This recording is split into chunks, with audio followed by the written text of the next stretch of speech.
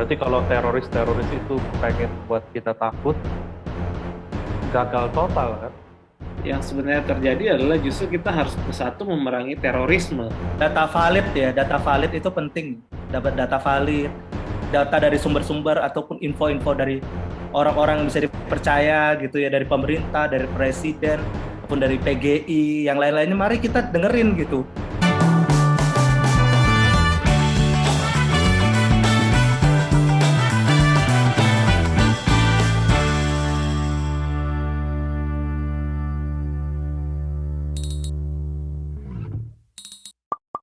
Halo teman-teman semua, welcome back to YouTube channel Peka. Dan malam hari ini teman-teman, Indonesia kembali berduka karena kemarin terjadi bom bunuh diri di Makassar, teman-teman ya.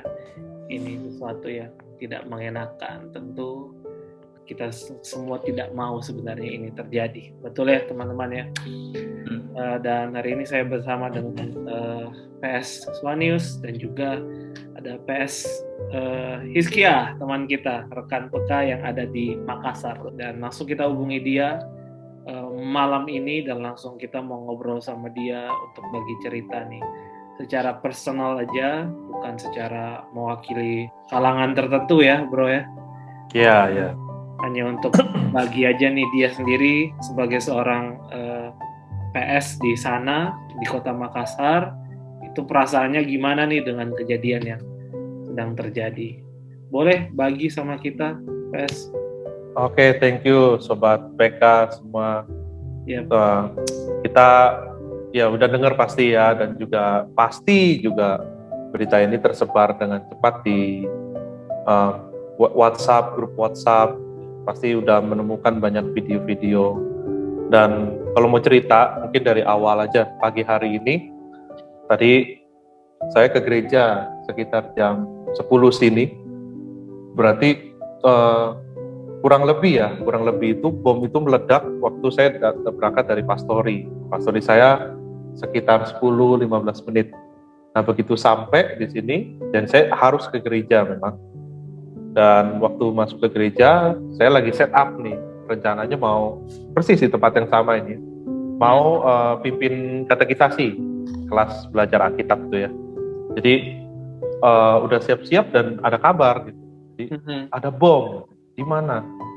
Di gereja katedral, dan gereja katedral itu jalan kaki sampai dari sini, jadi dekat sekali. Ya, tapi karena tahu begitu, wah bagaimana ini, kelas sudah mau dimulai, kelas katekisasi. Saya sempat ya, sebentar ya, saya lihat ke depan gitu, dan di depan itu di gereja ini itu belum ada pengamanan apa-apa ya, baru kejadian. Jadi pintu pagar terbuka lebar, pengamanan nggak ada. Ya jujur aja sempat, khawatir juga, ini beneran bom? Iya beneran, ini beneran, coba lihat WA. Ya, jadi ada rekan juga datang di sini. Setelahnya kami ada acara pelayanan ke jemaat punya rumah baru. Jadi ada satu yang di sini dan dia yang cerita itu, kita gimana nih pengamanannya dan lain sebagainya. Saya malah bilang, saya malah mau pimpin katekisasi itu, jadi kepikiran terus ya. Gimana kalau langsung kebayang gitu. Orang naik lah, nanti mau gimana, saya harus bagaimana. Tapi sudah saya dapati doa, ya udah Tuhan berserah deh. Yang penting kelas ini jalan dulu, dan nanti masalah pengamanan gereja itu pasti akan berkabar. Nah itu yang terjadi sih. Jadi selesai, mau lanjut pelayanan tempat lain, saya ke bawah ketemu satpam, saya tanya, bagaimana Pak? Karena iya ada bom. Saya langsung tanpa nunggu ke mana, saya bilang, Pak harus diamankan nih gereja, akses masuk dan lain sebagainya. Terus saya tadi dengar suaranya nggak? Ya dengar katanya. Suaranya kayak gimana? Kayak bunyi geluduk besar banget, tapi aneh. Karena itu cerah, langitnya lagi panas. Tapi kok ada geluduk besar sekali. Nah, sudah selesai pelayanan bagian. So far begini sih, saya melihat bahwa warga Makassar seperti nggak terdampak. Tapi saya percaya banyak yang takut juga, stay di rumah juga banyak. Tapi selagi saya pulang tuh, hari ini kan banyak keliling, balik gereja lagi tuh kayak nggak ada apa-apa anehnya. masih penuh jalanan, rumah makan masih ramai, hotel-hotel penuh mobil, bahkan ya begini, saya juga akhirnya ini malam ini rekaman untuk pasca ya. Dan gak ada yang, ya itu satu hal yang saya syukuri. Anak-anak yang bertugas merekam ini pada tetap datang ke gereja dengan dengan berani lah, dengan ya memang kita ngobrolin pasti, aduh tadi gimana, tadi gini, tadi gitu. Dengar ada yang rumahnya dekat banget sama itu dan cerita suaranya kenceng banget sampai getar semua ya pasti. Cuman responnya tetap cenderung nggak terlalu terdampak. Saya tangkap bahwa reaksi kita jemaat kita itu sama-sama semua mungkin banyak yang lebih cenderung reaktif daripada reflektif. Dan itu jadi satu otokritik buat kita. Saya nggak tahu di tempat lain, di gereja lain bagaimana. Gue ketemu banyak teman-teman gitu, mereka selalu bilang, pertanyaannya gini, kenapa ya selalu ada pemboman waktu dekat-dekat Paskah? Kenapa ya? Tapi bagaimana sih kita harus berespon terhadap berita-berita dan kejadian seperti ini sebagai seorang Kristen? Saya lihat gereja itu justru kalau kayak gini jangan reaktif lah. Semuanya mengemukakan pendapatnya dan perasaannya. Yang takut benar-benar ketakutan, yang berani benar-benar menunjukkan keberanian. Nggak tahu itu juga asli apa enggak keberanian. Tapi sikap-sikap seperti ini nggak jadi berkat sebagai komunitas sih. Mungkin ya ini gambaran. Saya percaya bukan utopia sih, harusnya bisa ya gereja.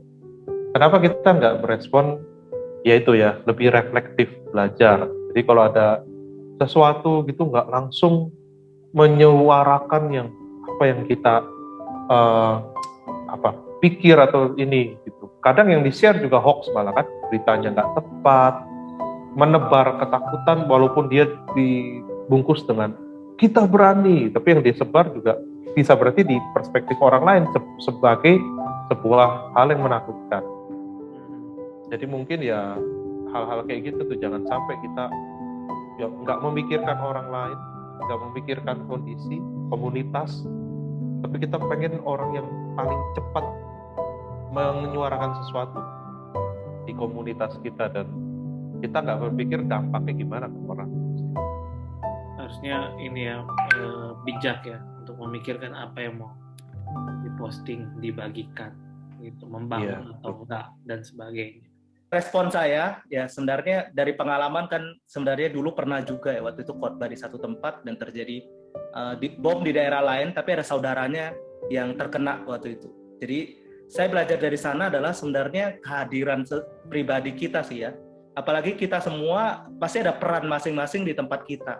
Ya kan, ada yang sebagai leader, ada yang sebagai pastor, ada pun yang lainnya.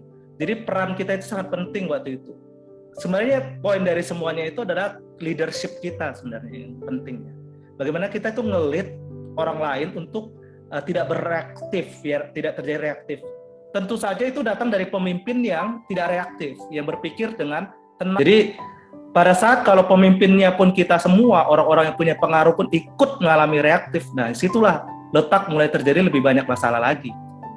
Jadi saya sih berpikir kehadiran kita yang mungkin sebagai pastor itu ya kita berbicara gitu. Kita berbicara, kita menenangkan bahwa walaupun dalam keadaan pasca ini Kristus waktu dia menghadapi teror gitu ya, yang terjadi Jumat Agung itu teror besar banget. Tapi dia waktu masuk Minggu Palma itu dia tetap melakukannya sebagai pribadi yang bisa tenang gitu melewati itu semua dan dia menunjukkan bahwa dia adalah raja yang penuh dengan kerendahan hati itu. Jadi Kristus memberikan teladan sih bagaimana dia di tengah-tengah muridnya yang ketakutan juga waktu mengalami salib pun Kristus tetap berbicara gitu kepada mereka, tetap memberitakan yang benar kepada mereka, tidak penuh kebencian, tapi penuh kasih gitu kepada orang-orang lain gitu. Jadi peran di sini sangat penting banget.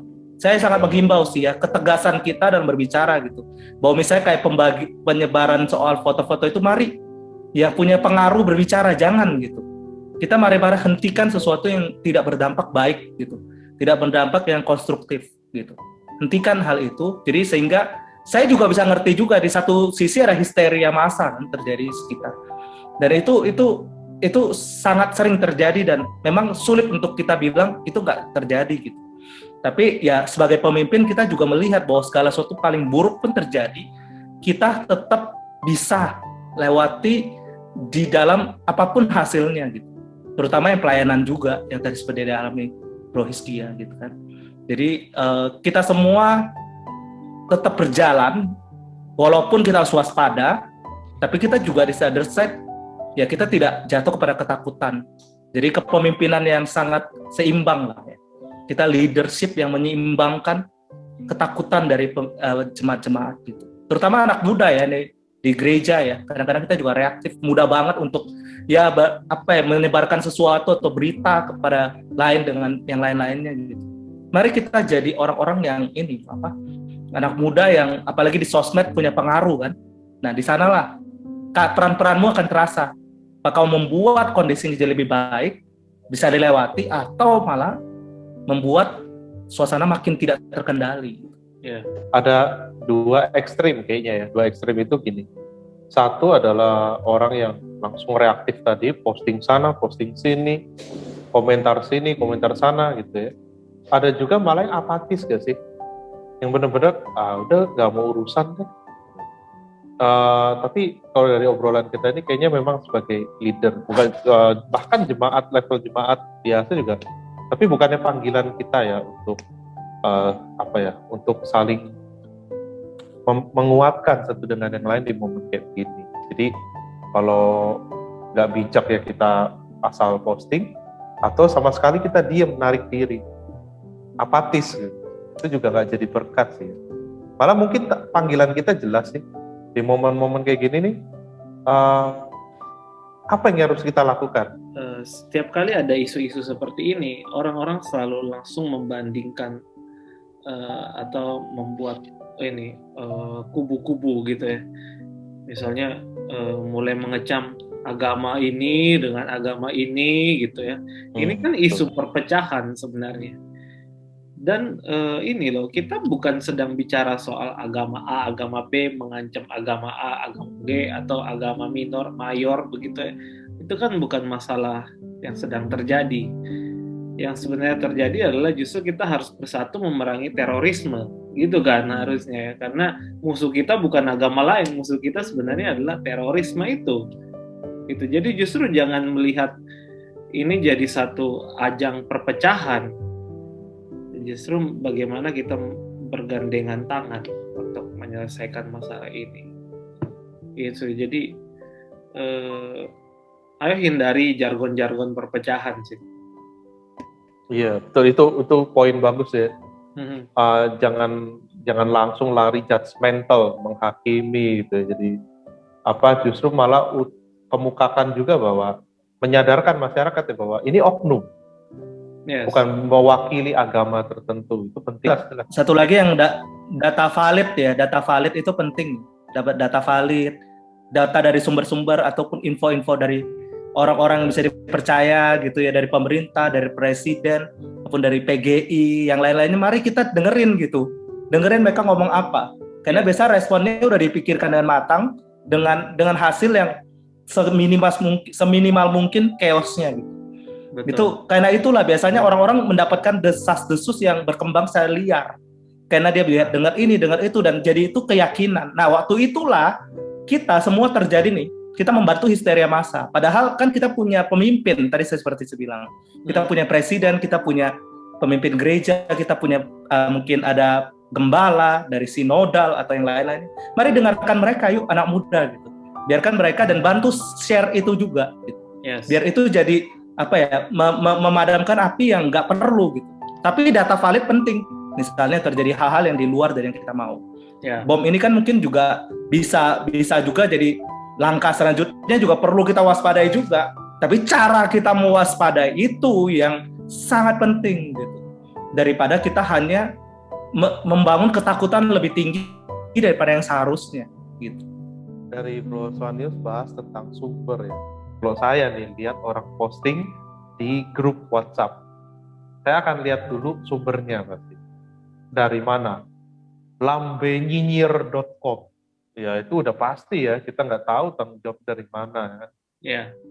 Ya kayak gitu-gitu, kayak misalkan C-word. Justru C-word tuh orang bukan kritik, mereka bebas-bebas aja. Ya tapi kan penulisnya bebas. Penulisnya dari mana aja boleh nulis, boleh naik di upload kan. Nah menurut saya kurang bisa dipertanggungjawabkan karena pandangan pribadi apa tuh masuk gitu. Betul. Mungkin itu buat teman-teman ya, kalau lihat share grup ada berita ada apa, kalau nggak jelas tanyain sumbernya mana, dari apa namanya jawapos.com ya, mungkin lebih oke lah untuk nasional gitu ya, atau di mana. Karena kalau enggak, aduh, banyak yang share itu yang dari nyinyir.com itulah. Ya. Ya betul, setuju banget sama Bro His ya. Karena media-media yang kurang jelas yang tadi Iskia mention itu, biasanya adalah media-media yang sebenarnya mencari itu viralitas gitu ya, dengan menggunakan isu-isu agama yang memang sangat-sangat digandrungi oleh masyarakat ya. Apalagi kalau misalnya udah ngomong agama ini agama itu, isu-isu sara lah, itu sangat-sangat digandrungi oleh masyarakat. Akhirnya sangat mudah untuk mereka dapat likes atau pengunjung terbanyak gitu. Dan justru itu berita yang akhirnya jadi tinggi. Masalahnya isinya itu ternyata isi yang nggak membangun. Nah, gue sih ingat ya, orang bilang begini bahwa sumber yang salah itu akan melahirkan tindakan yang salah. Gitu. Jadi kalau kita ambil sesuatu dari sumber yang salah, pasti tindakan kita bakal salah, meresponnya bakal salah. Gitu sih. Jadi memang penting sekali untuk kita memperhatikan isu-isu yang sedang terjadi saat ini, khususnya bom Makassar ini ya. Yeah. Dari sumber-sumber yang dapat dipercaya, supaya tindakan yang keluar juga tindakan-tindakan yang bisa dipertanggungjawabkan, tindakan-tindakan yang benar, bukan tindakan-tindakan asal, reaktif dan sebagainya. Ya, gitu sih. Ini mendekati Paskah juga, bahwa sebenarnya kita sebagai umat Kristen gitu ya di seluruh Indonesia, ini juga peringatan buat kita bahwa ya kita kan dikatakan kita sebenarnya penderitaan pun kita tanggung bersama, kesulitan pun kita tanggung bersama. Inilah saatnya kita sama-sama yuk, yang tua, muda, kecil ataupun ya umur berapapun, yuk sama-sama kita sehati gitu loh, untuk berdoa bagi rekan kita punya kasih kepada mereka gitu, yang mengalami mungkin rasa takut yang terjadi di Makassar. Mari kita bangun dia, mereka bareng-bareng gitu. Jadi di sinilah letak kesatuan hati yang Tuhan ingin kita lakukan bersama-sama rekan-rekan gitu. Jadi memang di luar daripada banyak isu yang bakal banyak berkembang atau apapun, saya yakin ya ini kan bukan case pertama kita lalui dan segala macam. Pertama kita bisa belajar apapun yang terjadi, bahwa kita harus belajar tadi reflektif, dapat data yang valid. The other side ya kita ini intinya gini, dalam menghadapi Paskah kita jalani bareng gitu, bersama-sama yuk gitu, kita doain orang-orang yang mengalami teror ini terjadi dimanapun. Kita sambil juga mungkin kita juga udah pernah lalui kan beberapa tahun lalu. Nah kita belajar dari yang lalu, bagaimana kita lewati dengan data yang valid, dengan dengar pemimpin, terus ya kita belajar tenang hadapi itu semua. Dan saya yakin kita bisa lewati kok. Apapun yang terjadi sebenarnya bisa kita lewati kalau kita jalan bareng-bareng sebagai anak Tuhan. Itu aja sih. Nah teman-teman sendiri pengen memberikan pesan damai seperti apa nih dari situasi seperti ini nih gitu ya. Ya bagus tuh ya kalau kita bisa sharing, nanti bisa tulis di kolom komen ya. Kalau saya begini, saya justru bersyukur sama Tuhan, bukan karena kejadian begini, tapi apa yang kita akhirnya respon. Ternyata tema khotbah kami itu tentang ketakutan Yesus. Waktu saya ingat, iya kita baru renungin ini, dan itu kan kejadiannya barengan tuh. Pas setelah bom berapa menit itu kan masuk ibadah. Nah itu kan bahas tentang ketakutan Yesus, dan memang relevan sekali kalau kita. Tapi itu ya, kita baru dengar khotbah, terus kita mulai masuk lagi ke komunitas yang riuh itu, lupa. Dan saya dalam hati berdoa, Tuhan apa saya harus ngomong. Akhirnya saya coba agak sore sih memang, akhirnya saya coba ikut komentar. saya tag postingan, saya yang postingin biasanya ada judul tema khotbah, link YouTube-nya. Saya tulis komentar di bawah. Saya tulis Bapak Ibu, saudara-saudara gitu, kita melewati ini pasti bukan dengan tanpa pengetahuan Tuhan, dan Tuhan sudah mempersiapkan. Kita lihat hari ini Tuhan bimbing kita lewat khotbah tema tentang bagaimana ketakutan Yesus. Tuhan pun mengalami ketakutan dan begitu. Dan apa reaksi kita sekarang ini? Ya itulah, kan kalau di khotbahnya sendiri kan lebih banyak akhirnya bagaimana Yesus itu berdoa. Ya. Ada ruang untuk kerapuhan di dalam dirinya, bahkan sebagai manusia dan Allah. Gitu. Kenapa kita nggak juga begitu? Kita juga justru setiap kejadian harusnya makin mendekatkan kita ke Tuhan. Dan termasuk juga kasus-kasus ini. Kenapa nih mau Jumat Agung, mau Paskah? Ya menurut saya terjadi pasti Tuhan punya tujuan. Kayak misalkan besok Senin, kami mulai masuk sebutan di sini kayak Minggu Sengsara ya. Tiap hari kami akan merenungkan gitu tentang penderitaan Kristus sampai dengan di hari Jumat. Bukankah ini jadi lebih real kita sebagai pengikut Kristus? Kita bicara tentang bagaimana Tuhan kita itu mengalami ketakutan, penderitaan, siksaan. Dan waktu kita menghadapi hal yang sebetulnya bahkan nggak secara langsung, tapi banyak di antara kita bagaimana respon kita. Menurut saya itu harusnya itu mendekatkan kita pada Tuhan. Dan kalau kita bersyukur, kita kalau punya refleksi-refleksi gitu, bagikan. Saya percaya itu lebih meaningful dan lebih membangun daripada kita rebutan paling tahu informasi. Kadang membagikan informasi kan gampang sebetulnya. Tapi mengolah informasi itu kan yang susah. Diolah, direfleksikan, dan dibagikan udah jadi satu berkat buat rekan-rekan kita yang lain. Yeah. Menurut saya itu sih, ya so far gitu yang sedang terjadi saya alami. Yes, thank you PS.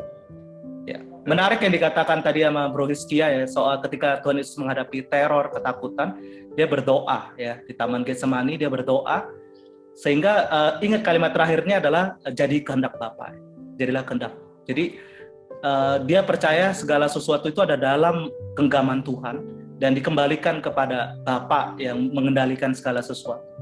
Jadi ini bisa ada refleksi kita bahwa mungkin teror kita hadapi, mungkin kita takut, tapi kita punya waktu gitu datang sama Tuhan gitu ya. Kita berdoa, kita serahkan semua kepada Tuhan biar kehendak Tuhan yang terjadi dari semua yang ada. Memang kita perlu tentu saja rasa waspada itu ada, meningkatkan penjagaan, itu seperti yang dilakukan pemerintah. Tapi jangan juga, mungkin kita bisa refleksikan seperti ketakutan murid-murid.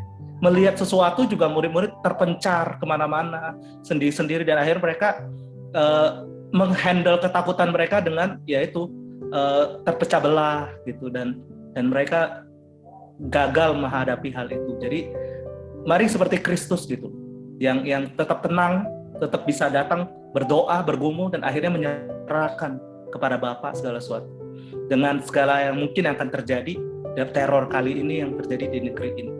Ya itu mungkin refleksi yang bisa kita lakukan. Yes, betul. Kalau gue boleh menambahkan ya, gue senang banget nih baca siaran pers dari PGI ya, teman-teman, soal zaman aksi bom bunuh diri di Makassar. Dari PGI bilang gini nih, ada kalimatnya yang sangat bagus ya.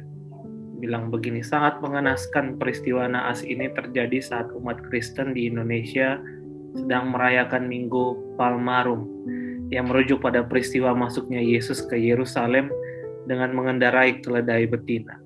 Lewat ini Yesus sedang membangun persepsi tentang dirinya sebagai Mesias, Raja damai yang lemah lembut, rendah hati, dan menghadirkan kehidupan. Dia tidak datang dengan kekuasaan, kekuatan, apalagi kekerasan untuk berperang dan menghancurkan kehidupan. Maka dalam semangat kelembutan seperti itulah, saya mengajak umat Kristen menghadapi peristiwa ini seraya berdoa bagi kedamaian masyarakat kita. Gue berefleksi ya, waktu Kristus dia tahu dia bakal masuk ke Yerusalem tuh bukan untuk disambut sebagai seorang raja dan memerintah gitu, sekalipun dia sudah dapat nama, sudah dapat kedudukan di hati masyarakat, tapi Yesus tahu bahwa dia akan pergi untuk mati kan ya. Tapi apakah Yesus melakukan pemberontakan di sana? Justru tidak ya. Gue ingat waktu di Taman Getsemani itu, justru ketika Yesus ditangkap, murid-murid yang ada dalam ketakutan, teror, dan shock karena Yesus ditangkap, pengen melakukan perlawanan. Bahkan Petrus menghunuskan pedang dan memotong telinga ya, salah seorang yang menangkap Yesus. Tapi apakah Yesus kemudian menyuruh mereka berperang, membela dia? Tidak kan? Yesus justru mengatakan bahwa sarungkan pedangmu gitu. Bahkan Yesus menyembuhkan telinga orang yang telinganya terpotong itu. Padahal itu adalah orang yang datang untuk menangkap dia. Wow, ini satu pesan kasih, satu pesan rangkulan, satu pesan cinta yang sungguh luar biasa. Jadi maksudnya yang gue refleksikan adalah mari kita melihat ini dengan baik, isu-isu ini dengan baik, tidak perlu mengancam perpecahan, tetapi sekalipun kita diteror, orang Kristen selalu bilang bahwa kita akan membalas dengan kasih. Itu menjadi semangat tuh, apalagi di masa-masa Paskah, gitu. Memang itu melawan rasa kebencian di hati kita tuh sulit. Setiap kali kejadian begini, pasti ada rasa juga kesal kan, ya manusiawi itu. Tapi yang gua sendiri berusaha tuh jangan sampai masuk ke dalam kebencian, itu yang susah. Melihat Tuhan Yesus, makanya kayak tadi kita justru momen ini gimana kita justru harusnya mendekatkan kita semakin serupa Kristus. Kalau ngomong kebencian kan gampang, kita wah ya tentu kita mengutuk terorisme, tapi kalau sampai kebencian itu bisa kemana-mana, nyebar ke agama lain, ke orang yang belum tentu begitu ya, kita jadi antipati sama orang yang berbeda sama kita nanti. Kita udah ngelihatnya dengan buruk. Tapi gini bro, gua selalu tiap kali ada momen-momen kayak penderitaan yang harus dialami kita sebagai orang Kristen, selalu ayat Tuhan berbicara tentang ini. Kalau dunia ini membencimu, ingat bahwa Dia terlebih dahulu membenci. Itu kan jalan yang harus kita lalui memang kan. Dalam mengikut Tuhan ya, ini harga yang harus dibayar. Jadi itu mengubah rasa benci, mengubah rasa takut, menjadi satu kehormatan justru yang gue pribadi rasain, bahwa gue sudah di jalan yang Tuhan sudah jalani terlebih dahulu. Dan kalau kita harus mengalami ini, itu satu kehormatan bahwa kita benar-benar merasakan apa yang Tuhan kita rasakan.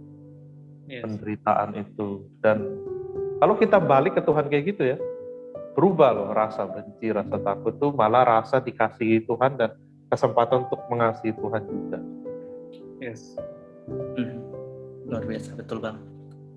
Jadi jangan sampai kita gagal menjadi ini ya, menadani Kristus ya, dan menjadikan Dia sebagai pemimpin bagi kita.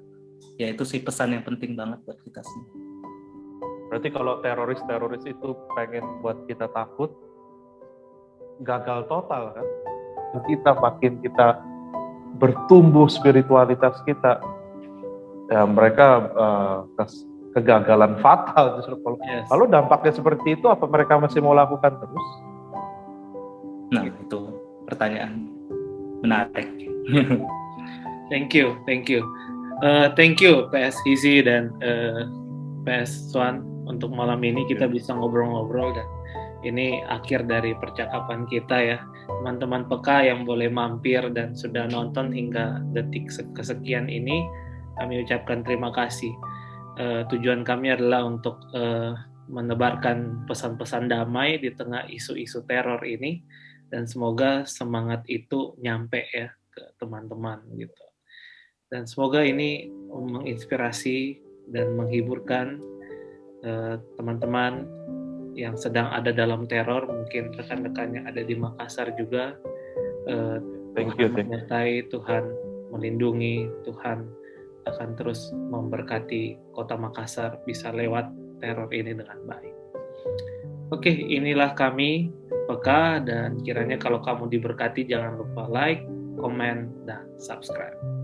Tuhan Yesus memberkati kita semua. God bless.